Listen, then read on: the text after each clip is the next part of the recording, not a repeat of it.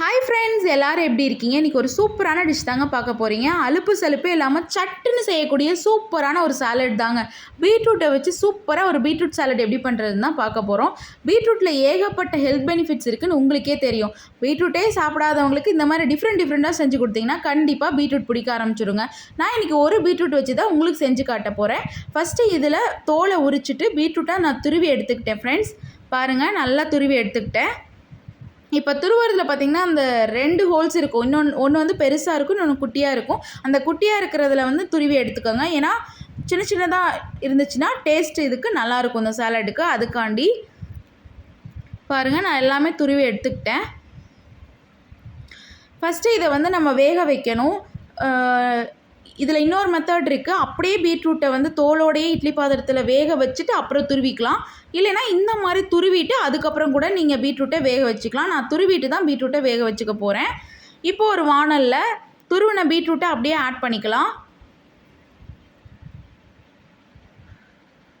Add பண்ணிக்கிட்டேன். இப்போது இது வேகிற அளவுக்கு மட்டும் தண்ணி ஆட் பண்ணிக்கலாம். ரொம்ப நிறைய ஆட் பண்ணிடாதீங்க. ஏன்னா அந்த தண்ணியை திருப்பி வடிக்கிற மாதிரி இருந்தால் சத்தெல்லாம் போயிடும். ஸோ அந்த பீட்ரூட் வேகிற அளவுக்கு மட்டும் தண்ணி ஆட் பண்ணிக்கோங்க. இப்போது இந்த பீட்ரூட்டுக்கு தேவையான அளவுக்கு கல்லுப்பு ஆட் பண்ணிக்கிறேன். கொஞ்சமாக மட்டும்தான் நான் ஆட் பண்ணிக்க போகிறேன்.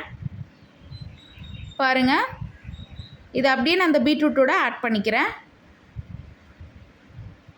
தண்ணியுமே நீங்கள் பார்த்தீங்கன்னா உங்களுக்கு தெரியும், கரெக்டாக கம்மியாக தான் நான் ஊற்றிருக்கேன். வேகிற அளவுக்கு மட்டும் ஒரு 3 to 4 minutes விட்டிங்கன்னா சூப்பராக அது வெந்துடும். இது வேகிற போது அந்த தண்ணியும் வற்றி பீட்ரூட்டும் வெந்திருக்கணும். அப்படி இருந்தால் கரெக்டாக இருக்கும். நீங்கள் அதுக்கு ஏற்ற மாதிரி தண்ணி ஊற்றிக்கோங்க. இந்த பீட்ரூட்டை பொறுத்த வரைக்கும் ஏகப்பட்ட ஹெல்த் பெனிஃபிட்ஸ் இருக்குது. உங்களுக்கே தெரிஞ்ச காமனான திங்ஸ் பார்த்திங்கன்னா பிளட் லெவல் இன்க்ரீஸ் ஆகும், ஸ்கின்னுக்கு நல்லது, ஹேருக்கு நல்லது.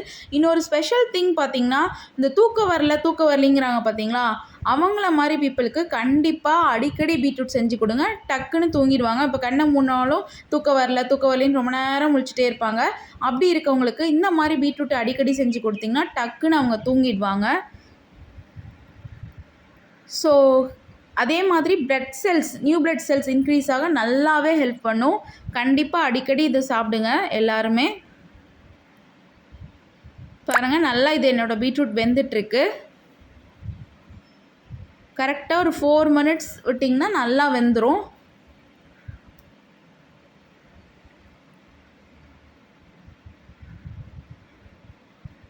இப்போது பார்த்திங்கன்னா நல்லா தண்ணியும் வற்றிருச்சு. என்னோடய பீட்ரூட்டும் நல்லா வெந்துருச்சு ஃப்ரெண்ட்ஸ்.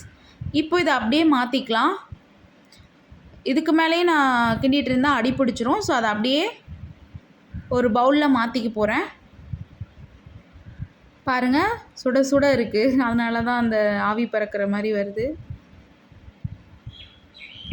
இதை அப்படியே நான் ஒரு பவுலில் ஆட் பண்ணிக்கிறேன்.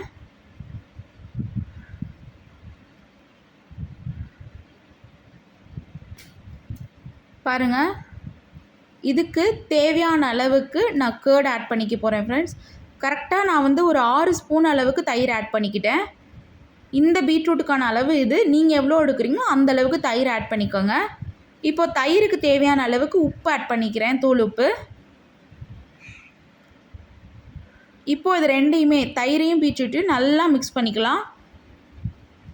நல்லா மிக்ஸ் ஆகிருக்கணும், பிளெண்ட் ஆகிருக்கணும். அப்படின்னா தான் சாலட் நல்லாயிருக்கும். அப்போ அதுக்கப்புறம் மிக்ஸி ஜார்லேயே ஓட்டி எடுத்துலான்னு ஓட்டிடாதீங்க, அது நல்லா இருக்காது. சாலடுக்கு இப்படி ஸ்பூனை வச்சு மிக்ஸ் பண்ணிக்கோங்க. அப்போ தான் டேஸ்ட் நல்லா வரும். ரெண்டுக்குமே டேஸ்ட்டில் டிஃப்ரெண்ட் கண்டிப்பாக தெரியும். பாருங்கள், நல்லா பிளெண்ட் பண்ணிட்டேன். நல்லா ஒரு 1 minute கிட்டே நல்லா பிளெண்ட் பண்ணிட்டேன். பாருங்கள், சூப்பராக பிளெண்ட் பண்ணியாச்சு. இதை அப்படியே கூட நீங்கள் சாப்பிட்லாம். இன்னும் டேஸ்ட் என்ஹான்ஸ் பண்ணுறதுக்காக இதில் தாளித்து கொட்ட போகிறோம் கடுகெல்லாம். இப்போது ஒரு வாணலில் கொஞ்சமாக கடலெண்ணெய் ஆட் பண்ணிக்கிறேன். நிறைய வேணால் கொஞ்சமாக ஆட் பண்ணிக்கோங்க. எண்ணெய் சூடானதுக்கப்புறம் இந்த பச்சைக்கடலை பருப்பு நான் கொஞ்சம் சேர்த்த மாதிரி எடுத்திருக்கேன். எங்கள் வீட்டில் பச்சைக்கடலை பருப்பு இருந்தால் பிடிக்கும், அதனால் கொஞ்சம் சேர்த்து எடுத்திருக்கேன். உங்களுக்கு வேணும்னா கொஞ்சம் கம்மியாக கூட எடுத்துக்கலாம். இப்போ இந்த பருப்பு கோல்டன் ப்ரௌனுக்கு வரணும்.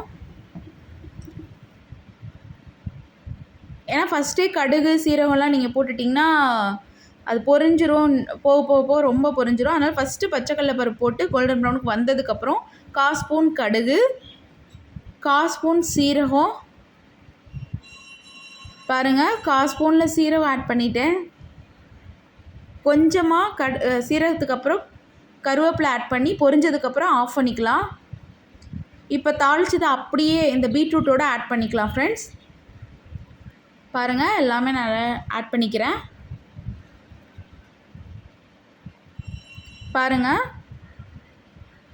எல்லாத்தையுமே நல்லா ஆட் பண்ணிக்கலாம். நான் பேலன்ஸையும் இதில் ஆட் பண்ணிட்டேன். பாருங்கள், சூப்பரான beetroot salad ready. Trust me friends, செம்ம டேஸ்ட்டாக இருக்கும். கண்டிப்பாக எல்லாருமே ட்ரை பண்ணுங்கள். ட்ரை பண்ணிட்டு எப்படி இருந்துச்சுங்கிறத கண்டிப்பாக கமெண்ட்டில் சொல்லுங்கள். மறக்காமல் வீடியோவை எல்லாம் ஷேர் அண்ட் சப்ஸ்கிரைப், லைக் பண்ணுங்கள். தேங்க்யூ.